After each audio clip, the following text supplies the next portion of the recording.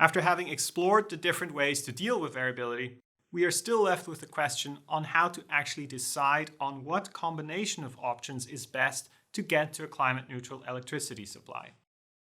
On the one hand, we discussed the new renewables, wind and solar energy, and how their dramatic cost decrease and large global potential makes them very attractive suppliers of large amounts of electricity. On the other hand, some will argue that our best bet is to build more nuclear power plants, for example. Even if we do want to go with wind and solar energy, there are decisions to make about dealing with variability. For example, lots of batteries, or a system built around storing electricity as hydrogen. To quantify the trade-offs between such options and combinations of options, energy system models can be used to systematically put all the pieces together. Let's look at a very simple example. Let's say we have a town with a certain demand for electricity, 1,000 megawatt hours. Doesn't matter for us over what period of time, we will ignore that aspect. Let's say that there are three possible options to supply this electricity.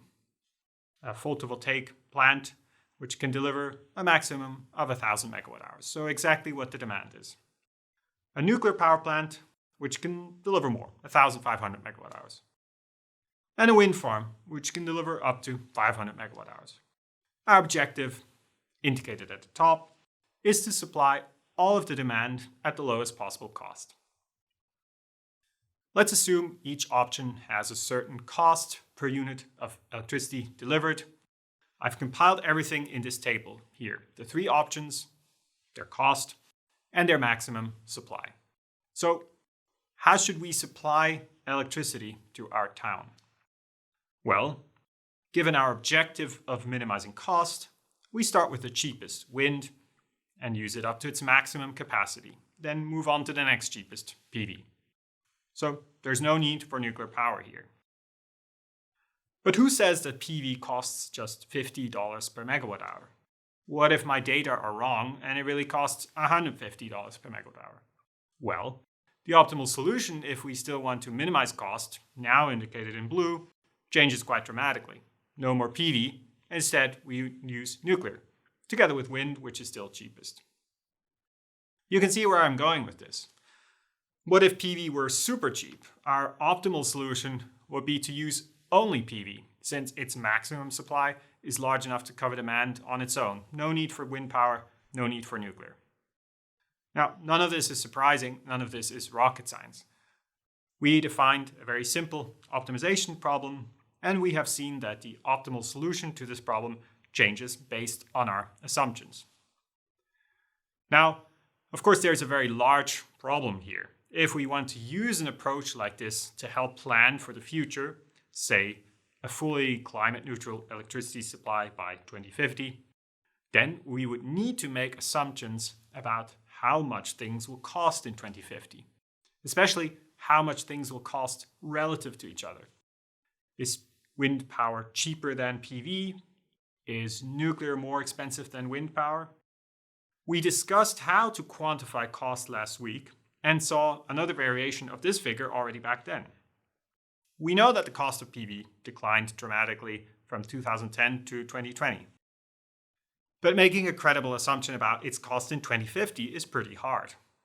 We might argue that it can't get much cheaper than it already is because of the cost of materials, or that it can still get dramatically cheaper because many optimizations in manufacturing and new technology developments are still possible.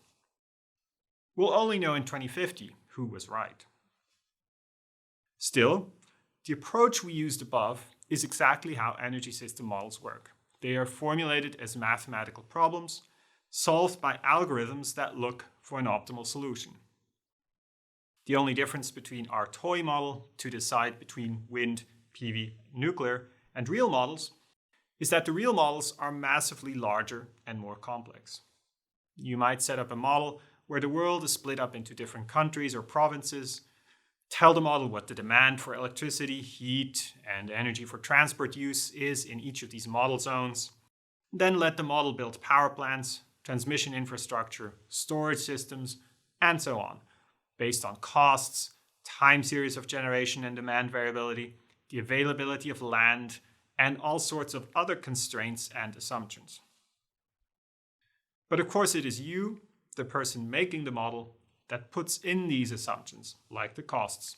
And the model, in looking for an optimal solution, just reflects your assumptions back at you.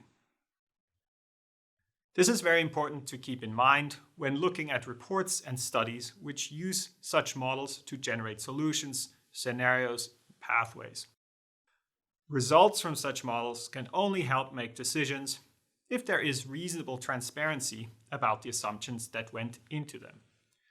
If one report tells you we will only ever need solar electricity combined with batteries, take a close look at their assumptions. If another report tells you all we need is nuclear power, do the same thing. These model-based studies are thought experiments to guide planning and policy.